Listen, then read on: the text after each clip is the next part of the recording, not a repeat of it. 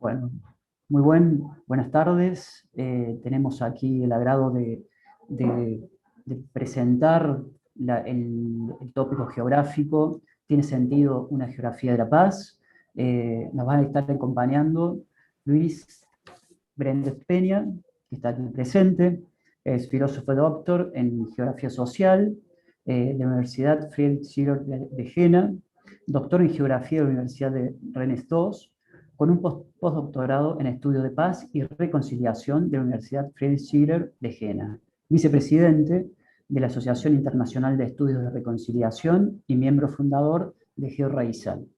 Voy a presentar también, ahora todavía no puedo ingresar, pero por problemas técnicos, eh, a Flavio Vladimir Rodríguez, se va a sumar en unos minutos, de la Universidad Externado de Colombia, director del programa de Geografía de la Universidad Externado de Colombia, investigador del Centro de Investigaciones en Dinámica Social de la Universidad Externado de Colombia, geógrafo de la Universidad Nacional de Colombia, es magíster en Economía Social de la Universidad Nacional de General Sarmiento de Buenos Aires, y la trayectoria de investigación está centrada en las dinámicas socioeconómicas, urbanas y rurales, los conflictos territoriales y el acaparamiento de tierras, las cuestiones agroalimentarias y socioambientales.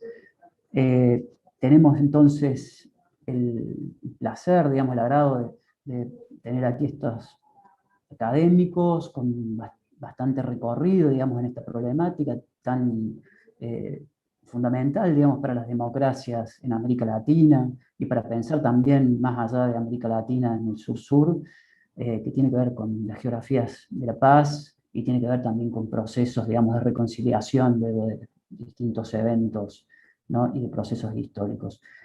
Eh, bueno, si Luis, te dejo la palabra, eh, y nosotros, para que tengas en cuenta, nosotros vamos a ir recibiendo comentarios y preguntas que luego vamos a ir pasando. Muchas Excelente, gracias. muchas gracias, em, Santiago. Em, bueno, voy a compartir mi presentación. Em, están viendo, están viendo el título, ¿no?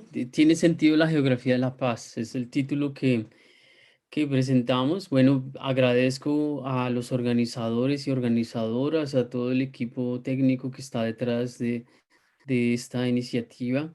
Un caluroso abrazo desde aquí, desde el frío de Alemania, estoy hablando yo. Bueno, entonces, vamos a buscar plantearnos esta cuestión de si tiene sentido la geografía de la paz. La cuestión de la paz, pues es relativamente nueva en geografía.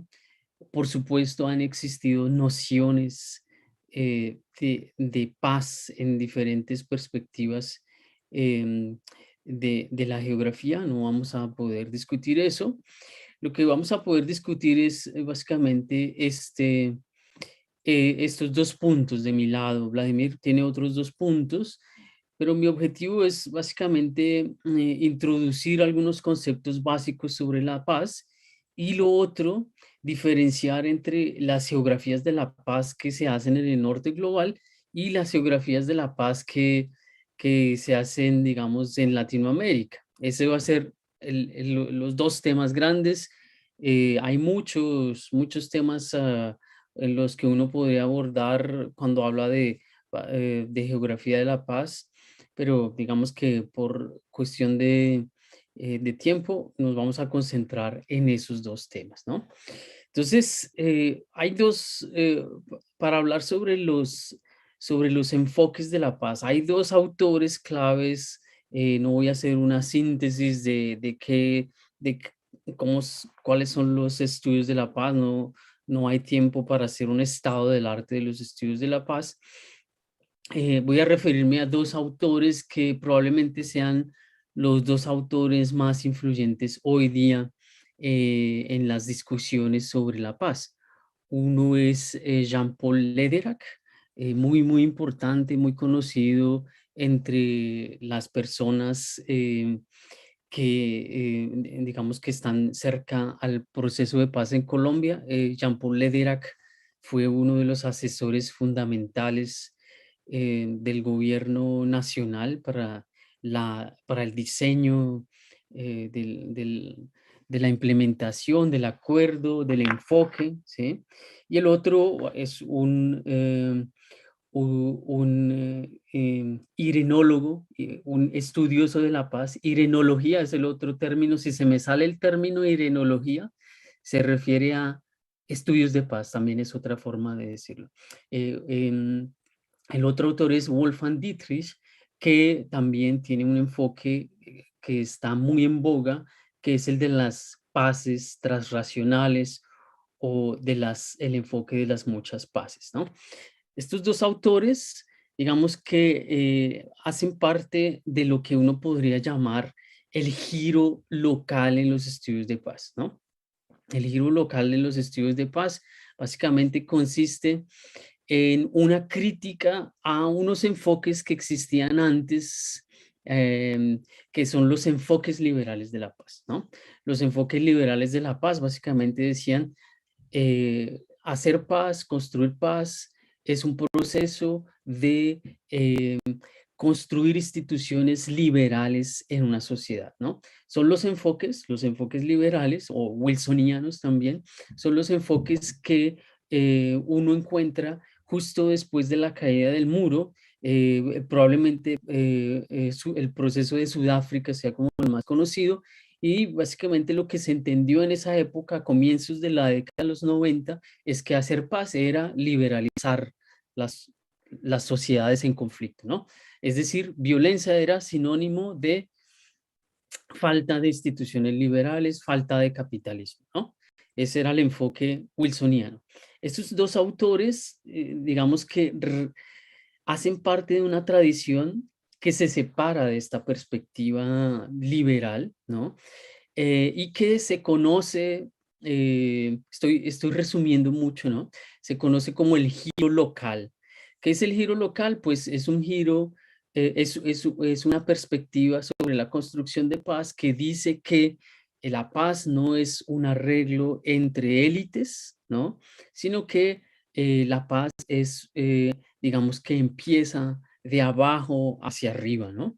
Que son las organizaciones de base, las que permiten construir una paz duradera, ¿no? Entonces, estos autores, Jean-Paul Lederac y Wolfgang Dietrich, cada uno en su momento, primero Wolfgang Dietrich, pues acuña esta idea de que la paz es, la paz es la reconstrucción de un espacio social. Y bueno, uno diría, es bien espacial esta perspectiva de la paz, ¿no? Curiosamente no. Lo que él está diciendo, Wolfgang Dietrich, es que la violencia rompe una red, él llama una red de relaciones. Esa red de relaciones, cuando lo que él tiene en mente son básicamente la familia, la comunidad, ¿cierto? Y a eso llama, a esa red de relaciones, el espacio social, ¿no? Entonces, no está hablando de la espacialidad como la tratamos los geógrafos, sino básicamente como la noción de espacio social, digamos, sociológica, ¿sí? Y él usa muchas metáforas geográficas, pero nunca se refiere a la espacialidad, ¿no? Digamos que cuando él en algún momento dice que probablemente sean importantes algunas configuraciones espaciales, pero lo pone en una nota a pie de página, ¿no? Cuando él dice que la paz es reconstruir el espacio social, es entonces reconstruir esa red de relaciones rotas. Y el elemento más importante, digamos, de Leder ahí es que en ese centro, en el centro del espacio, esto lo reitero porque va a ser importante para todas las discusiones posteriores, en el centro de esa red hay gente, ¿no? En el centro de esa red está el líder de la organización, el líder de la familia, el líder del movimiento social de base, ¿cierto? Y entonces la paz consiste en reconstruir ese espacio social en esa red de relaciones sociales, buscando ese centro, ¿no? El centro no es un centro espacial, sino un actor que tenga la capacidad de... Vladimir me está llamando, perdón. No puedo contestarle. Eh, eh, un actor que está en el centro de la relación, ¿sí? Paso rápido por eso. Entonces esa es como una visión de paz. Hablan de espacio social, pero ya de entrada para un geógrafo es una visión bastante limitada de espacio. Este es la noción de paz de Wolfgang Dietrich. Él tiene una idea, se los voy a mostrar. Él dice que la paz está hecha de múltiples, o hay diversidad de paces, ¿no? En la paz liberal habla de una sola paz. La paz igual como instituciones liberales. La paz instituciones, como instituciones de mercado, ¿cierto? Y Wolfgang Dietrich, recogiendo como la idea de que hay diversidad de paces, él dice, bueno, hay una paz energética, hay una paz moral, hay una paz moderna y hay una paz particularista. Y él dice que en la historia de la humanidad han habido diferentes paces y en el presente, digamos, existen diferentes paces contraponiéndose. En una sociedad como la argentina, como la colombiana, eh, hay visiones de paz energética, es decir, hay nociones, grupos que tienen una noción de cómo debe ser la relación, qué es lo que le da armonía a la relación entre la persona y su contexto, ¿sí? El cosmos, eso es la paz energética. Un pequeño paréntesis, yo estuve trabajando en Argentina haciendo como un estudio de la paz, de las visiones de paz en los mapuche, y las visiones de paz de los mapuche van por ese lado, ¿no? Se sustentan en la idea de qué es lo que le da armonía al mundo, ¿no? La paz moral se refiere a eh, el relato sobre algo que está amenazando la armonía, ¿sí? El relato sobre qué le da coherencia, unidad a un grupo, ¿sí? Y esa coherencia, esa unidad se la da, digamos, la posibilidad, primero se la da una noción de armonía, pero también se la da una amenaza, ¿no? La paz moral se refiere entonces a cómo tienen que estar organizadas las relaciones sociales, ¿sí? Las relaciones de convivencia en una comunidad. Em, entonces, la paz moral, en cierto modo, está narrada en términos siempre de amenaza. Hay algo que está amenazando la comunidad, ¿cierto?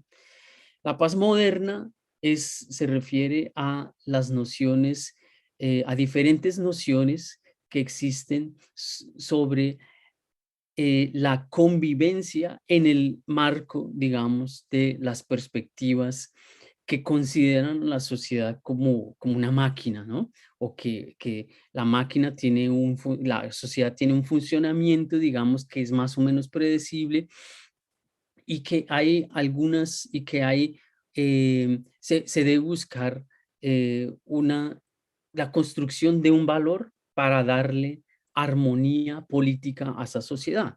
Digamos, está la noción de paz como seguridad, ¿no? La de Hobbes. Está la noción de paz como justicia de Marx, por ejemplo, ¿sí? Entonces, y las paces posmodernas serían como las paces individuales, las paces, digamos, que se refieren a las visiones sobre em, que permite una vida plena, bajo la perspectiva de diferentes actores sociales, hombres, mujeres, indígenas, etcétera, ¿sí? Lo interesante de esta perspectiva es que ya nos pone sobre la mesa pues una visión de paz como no algo que pasa después o que tiene que ver con acuerdos de paz después de una guerra, ¿no? Sino como algo que está circulando en la sociedad. ¿cierto? Entonces, son dos visiones interesantes de paz, pero digamos que les falta la sensibilidad por lo espacial, o cuando nombran lo espacial, pues se olvidan, digamos que el punto de vista, por ejemplo, este es el esquema que usa Wolfgang Dietrich. Él aquí habla, esos 4 coordenadas son las 4 formas de paz, y miren ustedes que ahí él pone ese esquema, esa persona en un plano, digamos, en una región, en un contexto, pero no problematizan. Los teóricos de la paz no problematizan qué relación tiene la persona con con las configuraciones espaciales, ¿no? Y cuando se imaginan el espacio, pues se imaginan el espacio básicamente como una categoría de la física, o sea, no reconocen, no saben todas las discusiones que hay detrás, no sé, sobre la geografía marxista, la geografía fenomenológica, la geografía existencialista, y por eso son las visiones de paz tradicionales que han reconocido, digamos, actuales, que reconocen la importancia de lo local, ¿no? Carecen o están amarradas todavía a epistemologías temporales o epistemologías que no tienen en cuenta la espacialidad. Tal vez en las preguntas me pueden dar tiempo para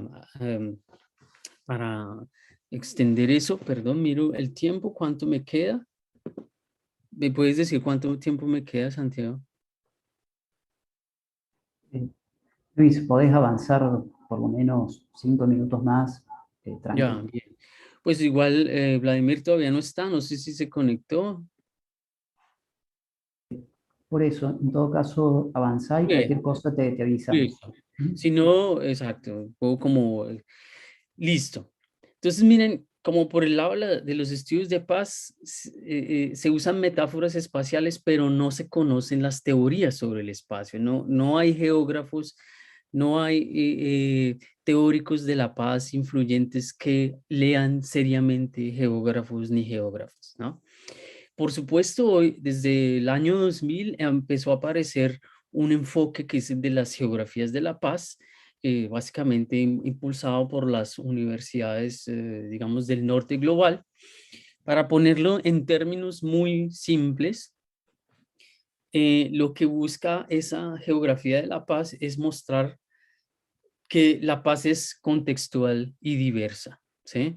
Eh, Parece de perogrullo, digamos, la intervención de esa, o el llamado, la afirmación que hace la geografía de la paz desde el norte global, pero bueno, si uno conoce como la historia de los estudios de paz, pues se da cuenta que era un llamado necesario, ¿sí? Pero en las geografías de la paz del norte global, de Estados Unidos específicamente, cuando se habla de la espacialidad de la paz, hay dos categorías que son el eje de reflexión: la diferencia y la escala, ¿no? Entonces, básicamente lo que se dice es que la paz es diferenciada en términos de de los sujetos, en términos de si es hombre, mujer, si pertenece digamos, a un grupo LGTBI+, si es indígena, ¿sí? Es regionalmente diferenciada, ¿no? Y los actores que construyen la paz localmente, ¿sí? Tienen escalas de intervención, ¿no? Diversas, ¿no? Entonces lo que ellos hacen es ver cómo actores, tanto nacionales, internacionales, convergen localmente para construir una paz diferenciada. O sea, decir, por ejemplo, en Colombia, las demandas de paz de las mujeres, ¿no? Son específicas, tienen un contenido específico, y su entrelazamiento escalar es diferente al de, digamos, la visión de paz de los indígenas, ¿no? Eso es básicamente lo que propone o lo que hace la geografía de la paz en el norte global. desde las geografías, digamos, de la paz, digamos, de raíz latinoamericana, ¿sí? Pues hemos visto otras cosas, ¿no?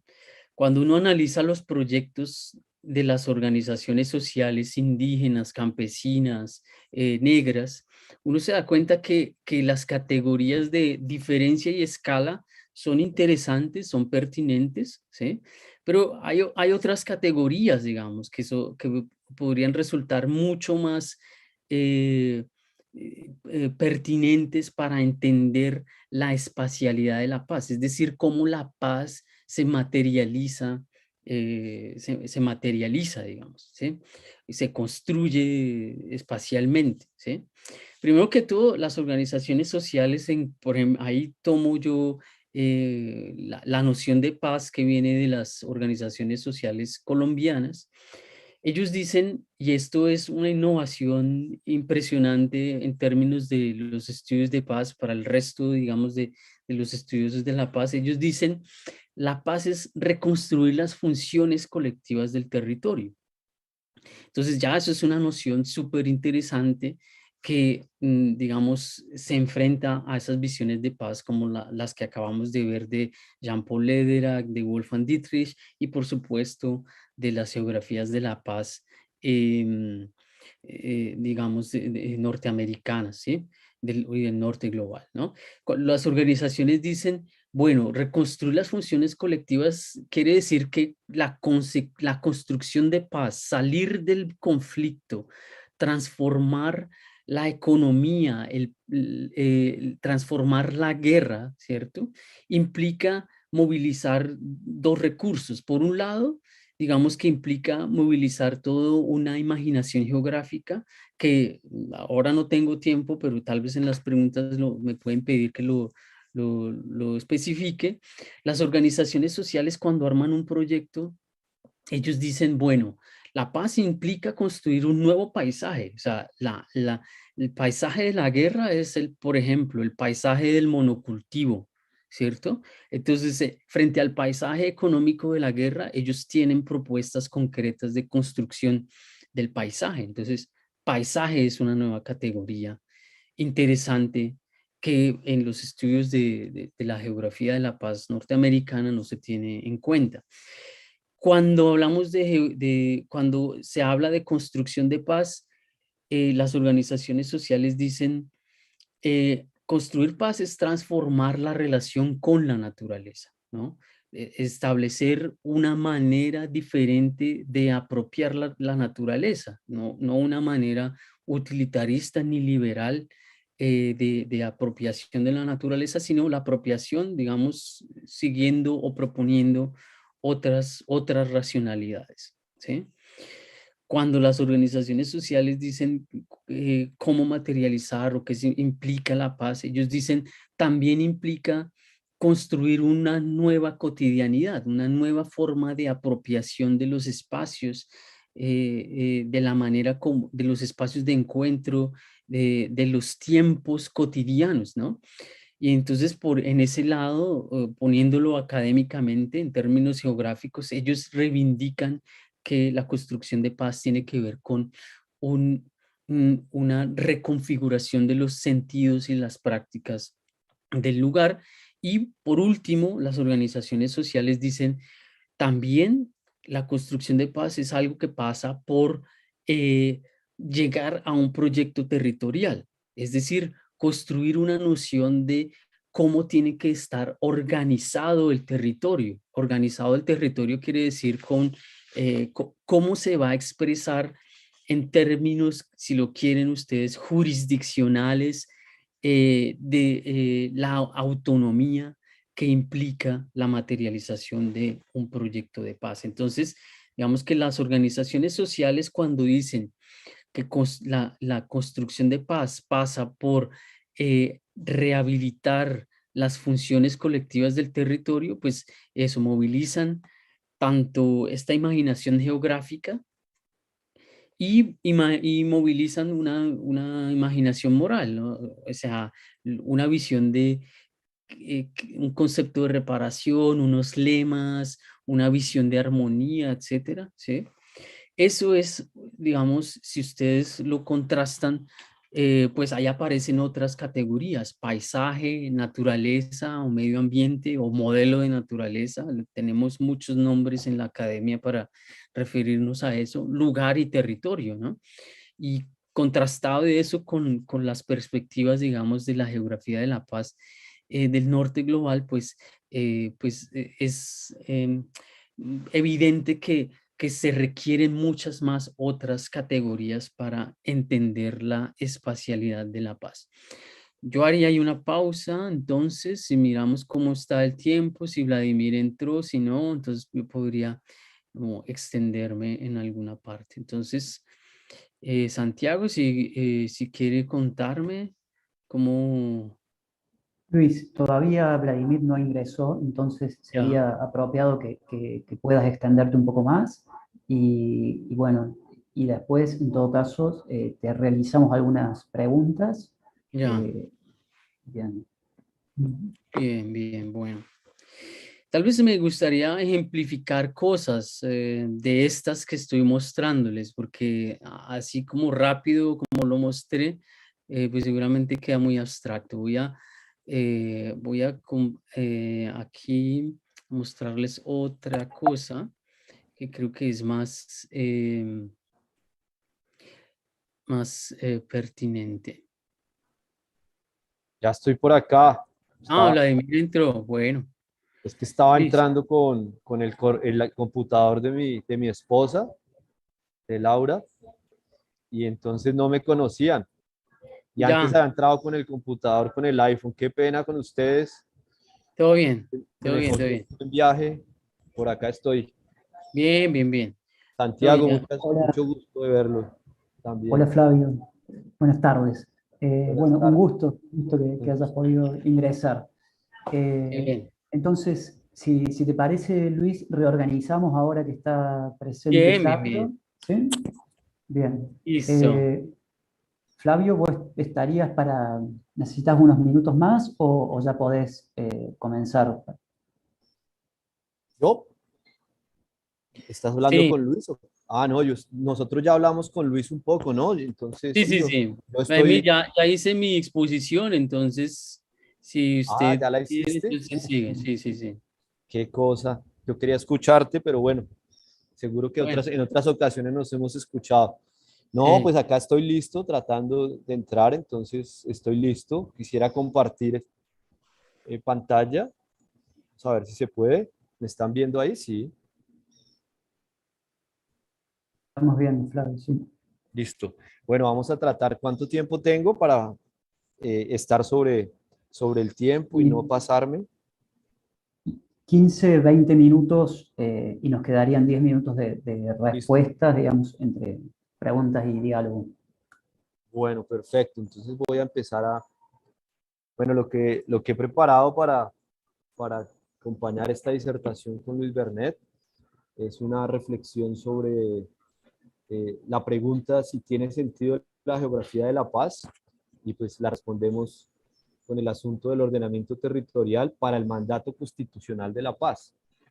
Bueno, o sea, hay un mandato constitucional en nuestro país que dice que el gobierno debe velar por la construcción de la paz de los colombianos, ¿no?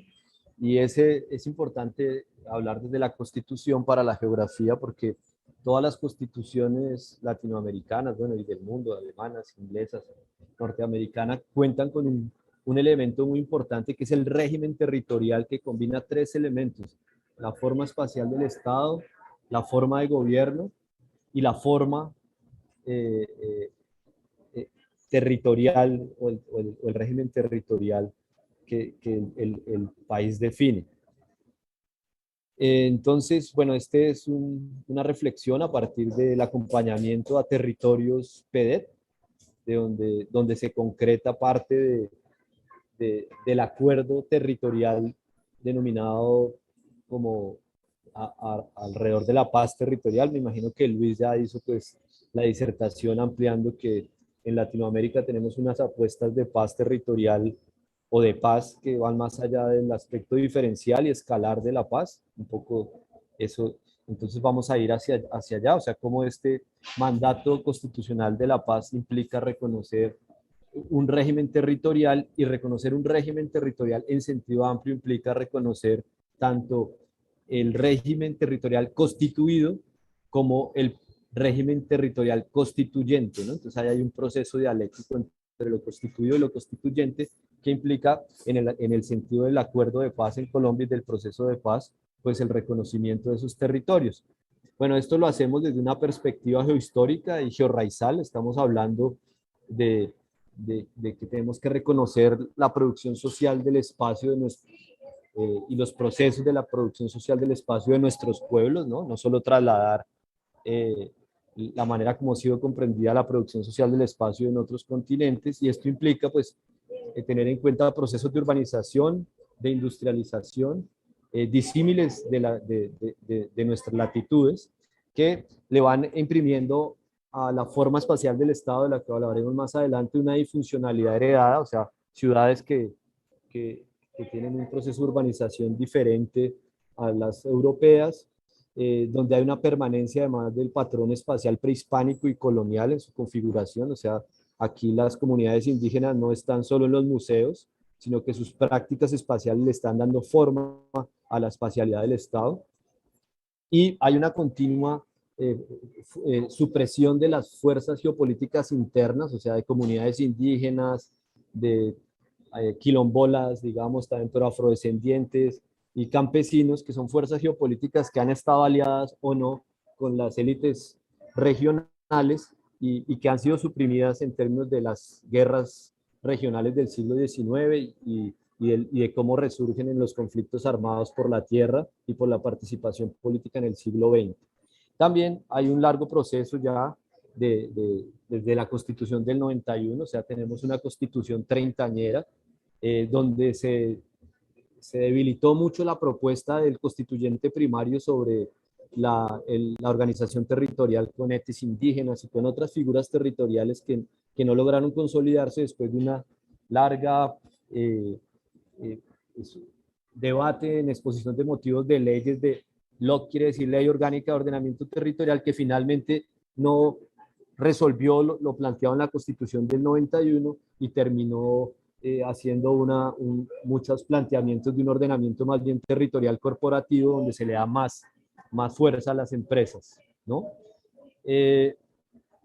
Y otra batalla muy importante, por eso aquí podemos ya entrar a afirmar que la paz no es ausencia de conflicto, sino que hay un conflicto por la lucha de la paz, más bien, y que hay una paz-conflicto, como hemos ido planteando, y es una batalla por el reconocimiento de un conflicto estructural que permite construir una paz territorial. Entonces ahí estamos hablando de esa paz que no es ausencia de conflicto, sino más bien de una paz que es un proceso en el que se conocen los conflictos asociados al desarrollo, por ejemplo, y a otras. Entonces, para hablar de esto, pues pasamos por una comprensión del proceso geohistórico que configura la geopolítica interna. Entonces, es volver a decir, bueno, la geopolítica no es solamente esas relaciones entre estados, sino hay unas formas geopolíticas al interior de nuestro país, donde se dan disputas territoriales por el reconocimiento de sujetos culturales con definiciones esenciales, no solamente en su identidad, sino en su territorialidad, y que generan una constitución entonces que ya busca la paz, pero promueve conflictos al reconocer derechos culturales y derechos económicos en los mismos espacios. Y entonces también reconocemos el espacio como constituyente de los procesos sociales, no como un contenedor. O sea, los conflictos producen espacio y sus resoluciones o la transformación de estos conflictos también producen sentido asociados al proceso de paz. Bueno, acá hay un conjunto de sentencias que en cada una podríamos detenernos para hablar, pero la idea es ponerlas en contexto y decir que, bueno, así estamos entendiendo lo que es la paz-conflicto y la geografía de la paz. Y por ese lado tiene, pues el Estado es un lugar lleno de conflictos, una institución llena de conflictos, es desigual, ¿no? Y Entendemos entonces ese Estado en tres categorías que dije ahí: la forma de Estado, la forma de gobierno y la forma espacial del Estado. Esto es un tema de la geopolítica y de las ciencias políticas, sobre todo la forma de Estado y la forma de gobierno, pero la comprensión de estas dos han carecido de una afirmación de lo que es el espacio, ¿no? Entonces podemos ver un Estado plurinacional en Bolivia que no definió finalmente su forma territorial en cada una de las naciones y pueblos indígenas. O que eso es lo que le falta al Estado, ¿no? O sea, reconocer territorialmente y espacialmente que hay diferentes espacios y diferentes formas de gobierno e identidades. Ahí aparece un conflicto estructural en todas las constituciones y lo que genera es más conflictos, ¿no? También aquí es importante tener en cuenta algo que ha sido bien importante en Latinoamérica, y es el desarrollo de las categorías de autonomía y soberanía, ¿no? Que han estado muy asociadas a lo alimentario y que se ven como contradictorias, ¿no? Pero en este sentido pueden ser complementarias, ¿no? Al construir autonomía en los territorios, podemos construir soberanía estatal. Y esto es una tensión geopolítica muy importante en Bolivia y en Ecuador, en los procesos de Evo Morales y Correa, y bueno, el Yasuní y otras cosas de ecología política en los que nos podríamos detener, pero no tenemos mucho tiempo. Reconocer el patrón colonial que genera muchos conflictos. Ese patrón colonial tiene que ver con se obedece, pero no se cumple, ¿no? Entonces todas las leyes están en la Constitución, están firmadas, pero hacemos otra, ¿no? Y ahí hay parte de cómo permanece una resistencia de reconocer acuerdos jurídicos del Estado, pero no cumplirlos. Por eso mismo, la trampa en la que estamos de un acuerdo acordado, pero no suficientemente implementado. Y entender que las constituciones en Colombia han sido sucesivas cartas de batalla, ¿no? Firmamos una constitución para emprender otro conflicto. Y de esa forma se ha configurado un tipo de Estado. Bien. Entonces aquí un poco este diagrama lo que nos muestra lo que estoy planteando. Tenemos una forma de Estado, una forma de gobierno, un capítulo 1, artículo 1 de la Constitución colombiana que nos recuerda que somos una república unitaria, descentralizada, con autonomía de sus entidades territoriales, y una búsqueda de la forma de Estado en un ordenamiento territorial, político, administrativo y ambiental, que nos deja todavía esa pregunta que les dije del régimen territorial, y que vamos a ver que aquí hay dos procesos muy importantes. Uno constituido, que es el proceso de cómo se han reconocido poblaciones, territorios dentro del régimen territorial colombiano, y un proceso constituyente, que tiene que ver con la Constitución del 91, que tiene que ver con los diferentes conflictos armados y disputas territoriales en el país, pero que también tiene que ver con nuestro proceso de paz, ¿sí? El proceso de paz es un proceso constituyente que está reconociendo diferentes sujetos y diferentes territorialidades, y que está complejizando la forma espacial del Estado en Colombia. Voy a mirar el tiempo porque, bueno, 10 minutos. También.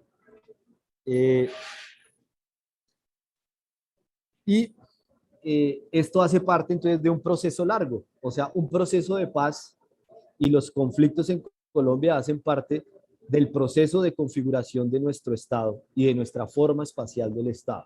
Como ven en estos dos mapas tenemos, el primero van a ver un territorio ahí blanco o crema, en el que es donde está Bogotá, Medellín, Cali,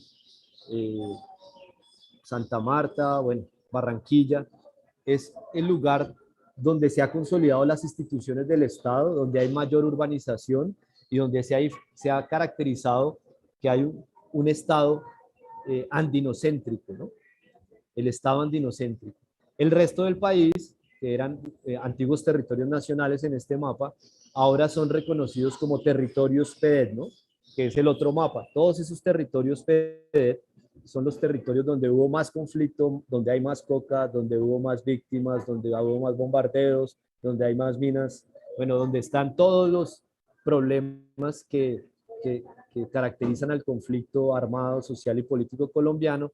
Y por ello, porque estaba localizado el conflicto, porque el conflicto estaba produciendo espacios, por ello también la manera de transformar ese conflicto era reconociéndolo y construyendo un proceso de paz territorial que atendiera las regiones y territorios donde el conflicto haya estado más profundizado, ¿no? Eso no quiere decir que las ciudades colombianas no sean producto del conflicto.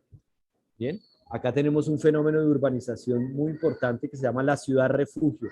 Son las ciudades de desplazados, ¿no?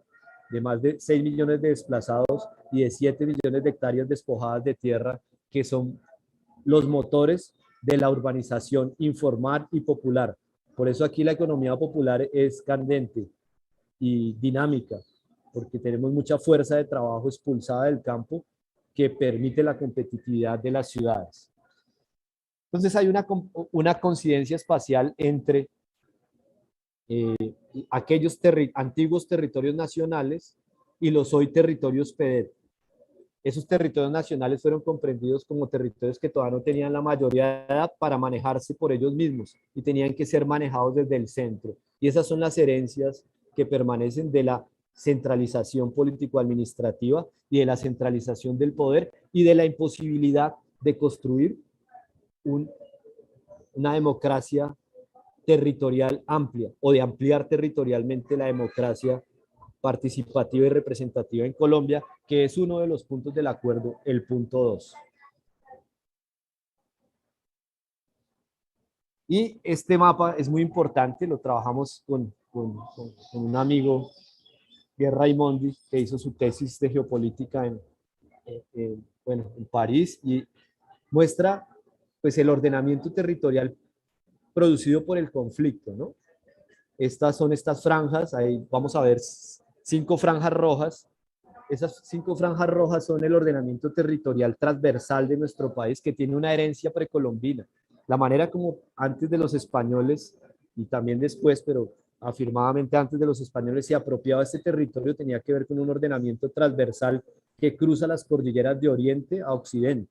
Y la manera que se fue imponiendo colonial fue el ordenamiento longitudinal.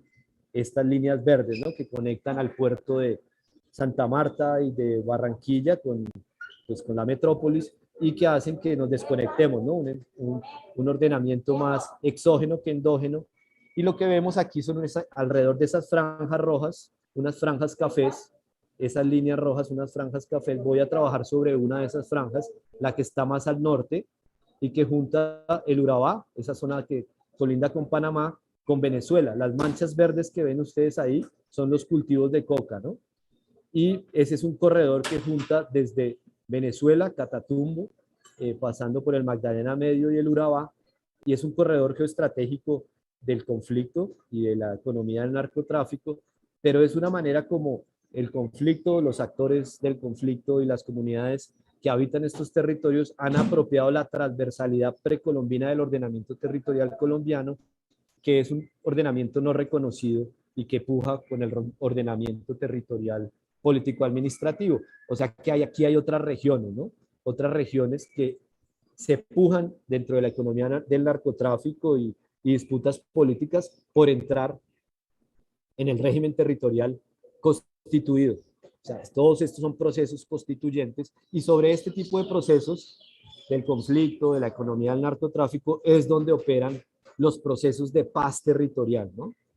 La posibilidad del diálogo, de qué ha pasado, por qué nos estamos matando unos a otros, y la posibilidad de construir otras instituciones políticas para canalizar el conflicto y no seguirnos matando una generación a otra, ¿no? Ese sería un punto importante para seguir ahí.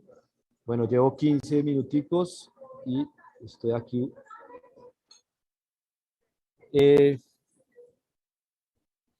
Esto que estoy contando tiene una historia larga, pues como todos los lugares, pero una historia larga que está muy promovida por un intelectual colombiano que se llama Fals Borda.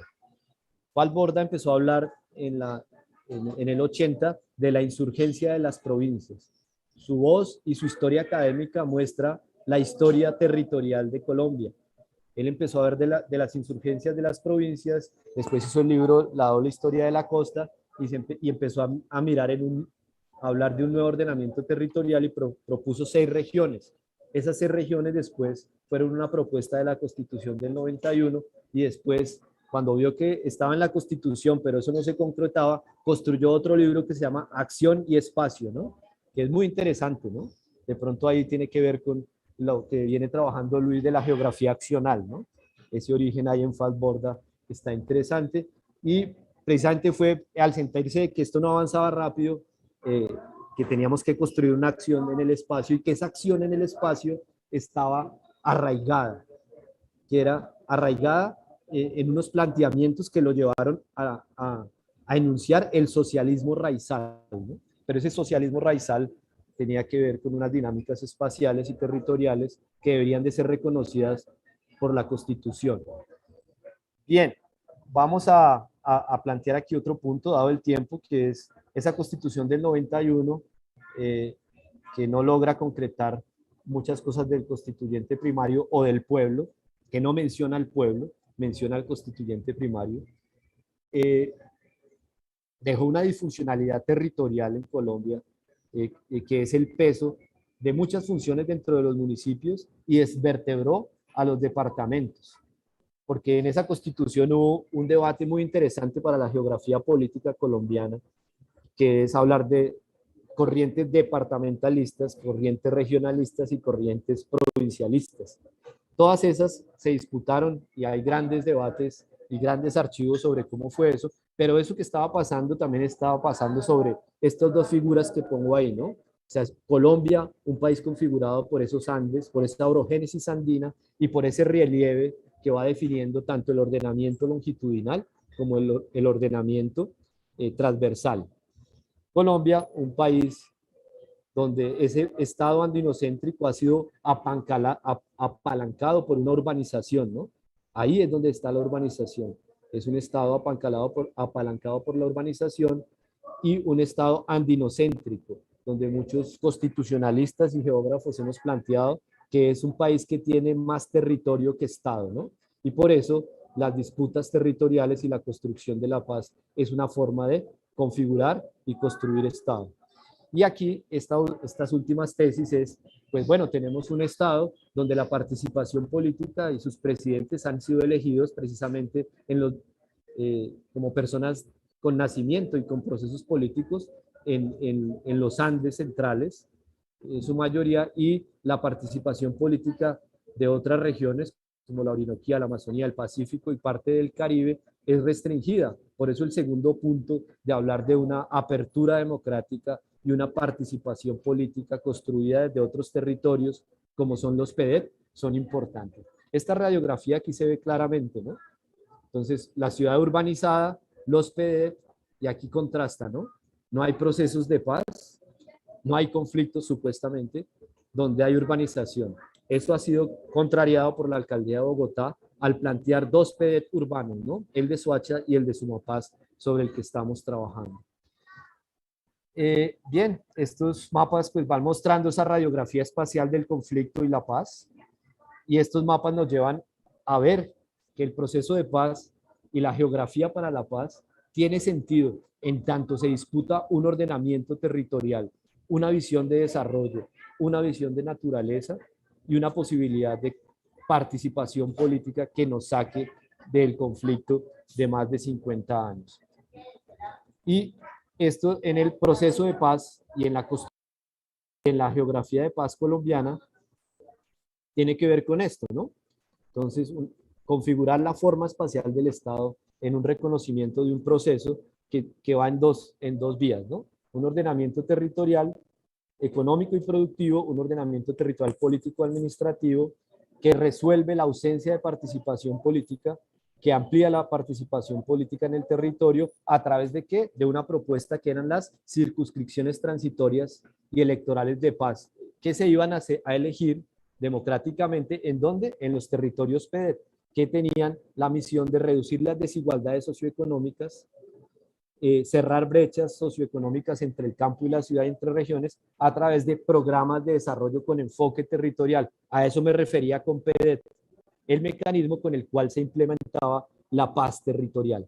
Entonces, de esa manera, lo que hemos venido construyendo en Colombia, lo que han venido construyendo las comunidades, sus disputas con el Estado, el mismo Estado y su institucionalidad, es una geografía de la paz que tiene sentido y que va a construir semillas de las posibles entidades territoriales postergadas, de esas de las que hablaba Falborda. Y ese camino del que les hablaba de Falborda está aquí asociado a ir de la RAP, de la región político-administrativa, a la región como entidad territorial, al reconocimiento de los territorios colectivos y consejos comunitarios, a los resguardos y cabildos, a las territorialidades campesinas que están en disputa y que solo tienen una figura en la ley 160, que es una ley 160 de reforma agraria de mercado y que debería ser reconocida como territorialidad de un sujeto político que además no participó en la Constitución del 91, porque mientras que estaban firmando la Constitución del 91, estaban bombardeando Casa Verde, o sea, estaban bombardeando a las FARC, y por eso ese hecho de que lo estuvieran bombardeando y que después hubiera un acuerdo para que se construyeran territorios de paz es evidencia de que esto es un proceso constituyente y no, aún no constituido.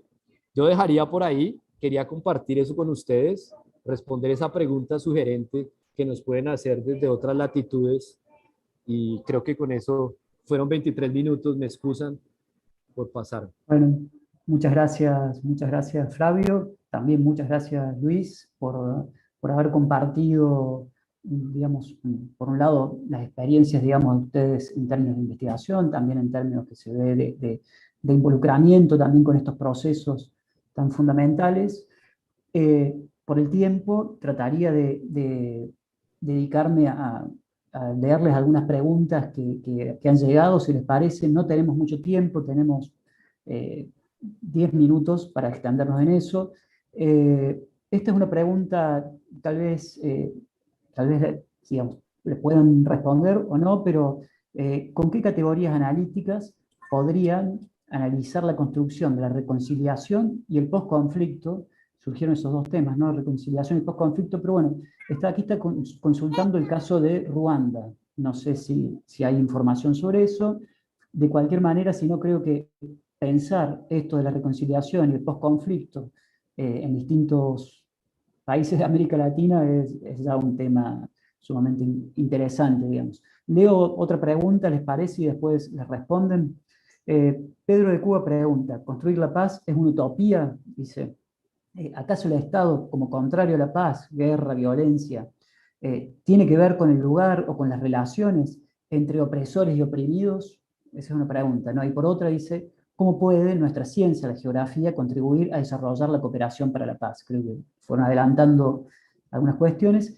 Y esta pregunta también es interesante pensando ahora que se denominan como los conflictos ontológicos, otras formas de construir mundo. Dice, ¿qué lugar ocupan los no humanos en los estudios de la paz? Si hay algún lugar, como preguntando también si la paz solo depende del accionar de las personas humanas. Si hay tiempo, luego podemos hacer otras preguntas, pero por el momento eso. Si quieren, yo empiezo rápido, contesto, empezando por esa última. Los teóricos de la paz son humanos centrados, ¿no? Y las organizaciones sociales todo el tiempo nos están diciendo que en el centro de esa red de relaciones que hay que tejer después de la violencia, no hay solo humanos. Para los mapuches están los Nehuen, o sea, nichos, objetos espaciales, ¿no? Entonces, totalmente pertinente. Para mí, personalmente, la geografía de la paz y la geografía de la reconciliación es digamos, está muy inspirada por esta idea de que los objetos son esenciales para entender el ensamblaje de eso que llamamos paz, ¿no? Y la otra pregunta referida a Ruanda, es interesante, por ejemplo, ver los discursos que en un país o en otro pueden ser como los que construyen proyectos territoriales. En Ruanda es somos iguales, en Colombia somos diferentes, ¿no? Y esa matriz esa matriz ya espacialmente es interesante, ¿no? Eso para decir que los relatos sobre el posconflicto, sobre la reconciliación, tienen mucho que ver con el relato espacial que se construya, ¿no? Y claramente en nuestro caso, en Colombia, por ejemplo, somos diferentes. Hay indígenas, negros, ¿sí? Eh, y en el caso de Ruanda, el problema era otro. Somos uno, ¿no? Somos ruandeses. No, termino ya. Gracias, Luis. Flavio, ¿tienes algún aporte, reflexión al respecto? Pues, pues a la reconciliación y a, y a- y a qué lugar tiene la naturaleza en la paz, pues es que siempre empieza, puede uno ir con cosas muy complejas como depende de la concepción de naturaleza que uno tenga, ¿no? Si hacemos parte de la naturaleza, eh, pues tiene que ver todo con los conflictos entre seres humanos.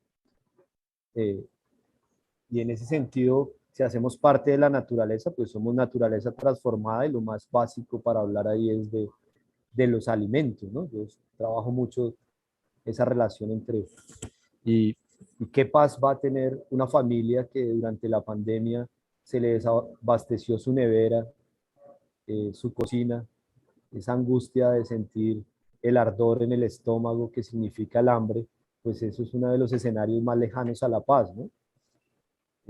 Por eso es importante poner la paz en la mesa de los colombianos.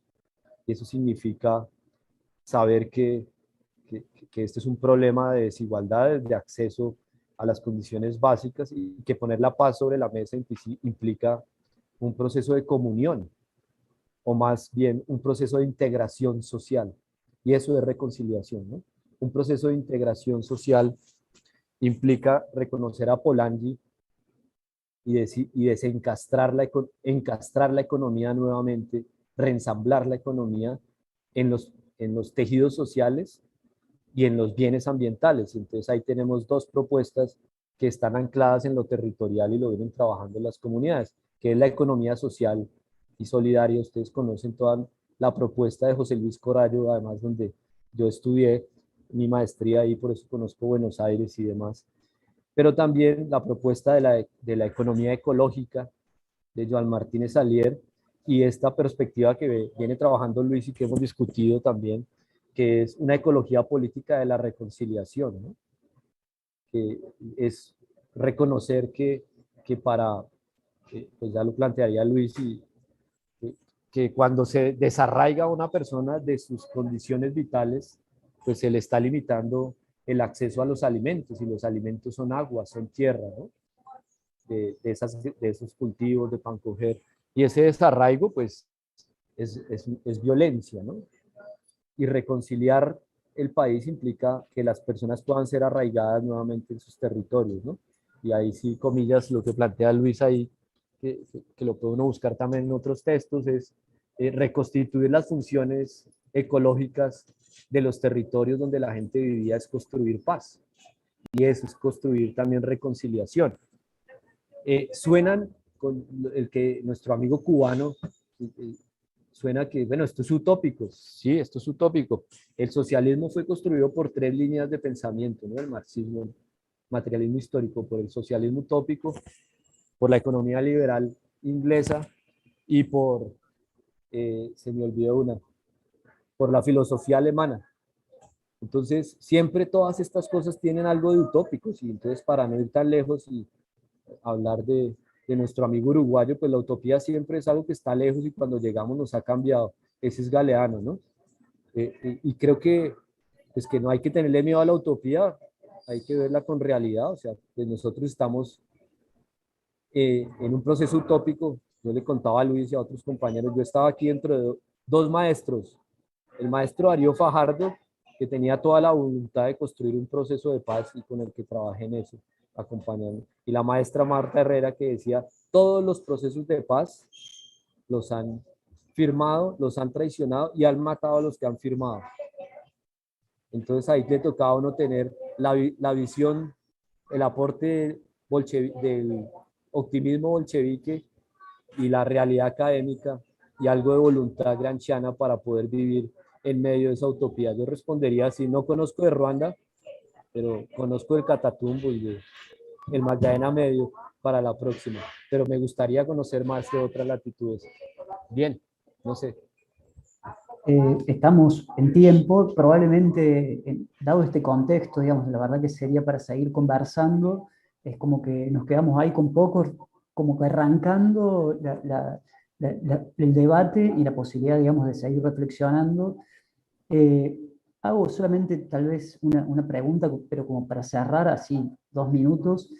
Y sobre todo, bueno, sabemos lo que sucede en América Latina, específicamente el caso de Colombia, ahora bueno, uribismo, Iván Duque. ¿Cuáles fueron, podríamos decir, no sé, Luis, tal vez más creo que vos dijiste que seguiste también el caso Mapuche? Entonces, en este contexto actual, y dado esa, digamos, que pareciera, lo voy a plantear así en términos generales, que la derecha de alguna manera parece que siempre trata de tensionar cualquier proceso de paz digamos, de reconciliación, ¿cuáles serían las dificultades hoy que aparecieron digamos, con el gobierno de Iván Duque? No sé si es muy cerrada, pero Tal vez Vladimir lo puede contestar mejor. Estabas hablando de los mapuches y me puse a pensar en Argentina, ¿no? Siempre es chévere pensar allá en el río Paraná y en el sur de Santa Fe y en Rosario y en el conflicto del campo, ¿no? O sea, porque ahí también, bueno, cómo construye paz Argentina sobre ese conflicto alrededor del agua y de los suelos de la pampa húmeda. Estaba por allá mirando, o cómo construye paz Argentina alimentaria cuando uno está ahí en el mercado de productores de Rosario y al frente hay un banquito de la buena fe y uno está hablando sobre cómo es la solidaridad y los banquitos de la buena fe y reparten vasos de leche y después camina unas cuadras, unas calles y se logra parar en la ribera del río Paraná y aguas abajo va un barco lleno de soja y carne para China y ese contraste es un conflicto, que es un escenario de no paz, digamos, de que hay una disputa por los recursos y eso ancla la pregunta nuevamente de la ecología política de la paz y los conflictos y si son solo problemas de humanos o de naturaleza. Pero me puse a pensar en eso porque hablaste de los mapuches y de la necesidad de poner un diálogo más latinoamericano sobre lo que es la paz ambiental, la paz energética, que Luis, bueno, ahí podría hablar de eso un poco, pero también es la paz energética en medio de la disputa por la transición energética. Pero para hablar y comprometernos con lo del gobierno Duque, pues acabo una campaña política que ganó y un plebiscito que los que defendíamos la paz se perdió. Entonces la paz también es producto de una correlación de fuerzas y de unos resultados electorales, porque la campaña que hizo el gobierno Duque fue una campaña de hacer trizas los acuerdos de paz. Y lo decían claramente, vamos a hacer trizas los acuerdos de paz. Y pues ahí hubo un repliegue de todas las iniciativas comunitarias y bueno, y un golpe muy duro. Aquí ha habido asesinatos de líderes sociales. Yo ya perdí la estadística cuando lo iba siguiendo. Asesinato de los firmantes del acuerdo de paz, excombatientes de la FARC, que tienen en su partido político tienen una propuesta interesante para que la miremos sobre lo de si la paz es la construcción de diferencia, ¿por qué el partido político que se construye se llama los comunes? O sea, la necesidad de que tú, yo, nosotros, ustedes, ellas, ellos, todos, tengamos en cuenta que al menos tenemos 70% de agua en común, ¿no? Y que hay que luchar por ello. Y esa es la pregunta también de la ciencia política en la actualidad. ¿Qué es lo común por lo que hay que luchar, no? Entonces hubo un proceso de de desestructurar los acuerdos de paz, y hay un proceso de disputa por volver a trabajar sobre los procesos de paz, pero eso no es homogéneo en el país, es territorial. Entonces hay lugares donde las cosas han avanzado, hay lugares donde no, hay una alcaldía con algunos matices de progresismo en Bogotá, que como dije hizo 2 PDs urbanos, o sea, 2 territorios de paz urbanos, y hay una movilización social intensa durante la pandemia. El caso de Cali mostró que, pues, que hay un descontento, que hay fuerzas activas que le reclamaron al Estado el descontento, el desempleo, la pobreza, la financiación de los bancos en lugar de financiación del proceso de paz. Entonces, yo creo que hay un escenario duro en Colombia frente a la paz, y siempre que hablo de paz, acuérdense, paz, conflicto, y cómo uno puede coger un documento de paz y quitarles todas las palabras donde dice paz y ponerle desarrollo, ¿no? Entonces, ojo, pues hay una disputa también por el desarrollo, pero también por el sentido de ese desarrollo, y ahí todo el postdesarrollismo y bueno, todas estas cosas que también Arturo Escobar le ha aportado al mundo, están en disputa en Cali, están en disputa en el Pacífico y están escalando, y por eso ahí está Francia Márquez diciendo frases que parecen budistas, pero que tienen una profundidad política importante. Soy porque somos. Y cerraría así, Lucho, soy porque somos. Es Gracias, Ubuntu, eso. Flavio. Ujú. Es Ubuntu, es sudafricano. Bien, muchas gracias, Flavio. Luis, ¿querés un minutito como para cerrar? Y No, realmente, o sea, hay mucho que decir. Me parece que lo que habría que decir es paz, reconciliación son términos gruesos, ¿no? Y no son términos que tienen que ver con, claro, son utópicos, ¿sí? Pero estamos siempre trabajando en la geografía con términos utópicos, ¿no? Justicia, bueno, esos grandes términos con los que trabajamos también son utópicos, y paz y reconciliación son utópicos y están llenos de contenido. Entonces yo les haría una invitación a los geógrafos y geógrafas a que exploren los contenidos de esos términos, ¿no? De la diversidad que hay adentro de esos términos prácticas. bueno, muchas gracias, Luis. Cuestiones de tiempo, tenemos que cerrar, pero ha sido realmente un gusto poder escucharles. Seguramente a todos los que nos han acompañado, a todos que nos han acompañado a través digamos, de la red también, de haber quedado cientos de preguntas, pero bueno, tenemos que despedirnos y con un agradecimiento, también saludo, como diríamos, fraterno.